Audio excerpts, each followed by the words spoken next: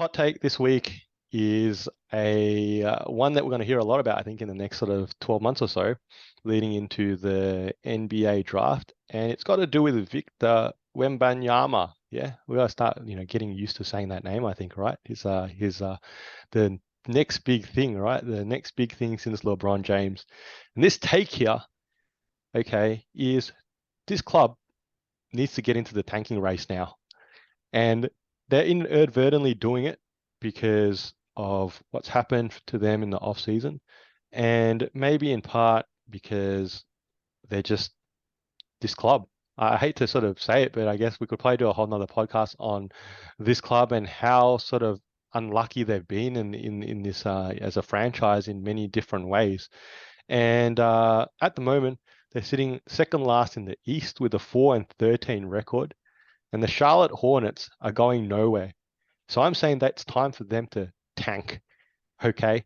Because they would be a ideal landing spot for Victor Wembanyama to end up with a healthy LaMelo Ball, okay? And the sort of cast and supporting cast around that team that they currently already have.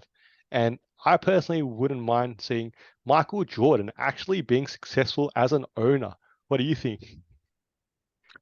Look, I think there's probably a pod a while ago where I said trade LaMelo, like what are the Charlotte Hornets doing? And Wembanyama would be a great asset to a team that really has nothing going for it. Their biggest off-season move was getting Miles Bridges back, and then obviously he has And then a what personal happened? reason that keeps Yep. him out of the league. So then they got nothing out of that. That was a dud contract. He was a restricted free agent essentially. It's not trade worthy. It's lost all value, etc. I can't argue with you on this one, but I don't even know if it's a hot take. I actually think it's one that is actually quite cold, and we might need to chuck it back in the microwave just to remind people that the Charlotte Hornets are bad. I'm They I, have I'm jumping on this one here that no one has started to say this yet. Okay, we talk all about Indiana, we all talk about Spurs, we talk about Detroit Magic. Obviously, we've been woeful for a while now. We talk about the Jazz, and obviously they should be tanking. All right, I haven't heard the Hornets should be tanking, and that's what I'm saying. Okay, it's time for them to be actually right there, looking for that bottom three spot. All right, for that, the odds of getting that number one pick.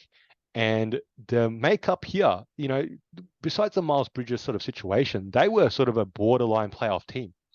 Okay. And they haven't changed anything besides Miles Bridges hasn't obviously come back because of what's happening with him. Gordon Hayward is injured again, is unavailable every second game. And this season, more importantly, LaMelo Ball has been injured too. Okay, he's come back, I think played 2 or 3 games now, rolled his ankle again, might be out for, I don't know, a period of time again. And they're obviously woefully down these standings. Okay. And they would have no real need for them to bounce back and try to grab a play-in spot. Okay. It makes no sense. And I think that's what I'm trying to say. I think we're trying to be one of the first people to say out there that the Hornets should be really planning themselves right in that tanking race. I'll endorse it. You got no argument for me on this one.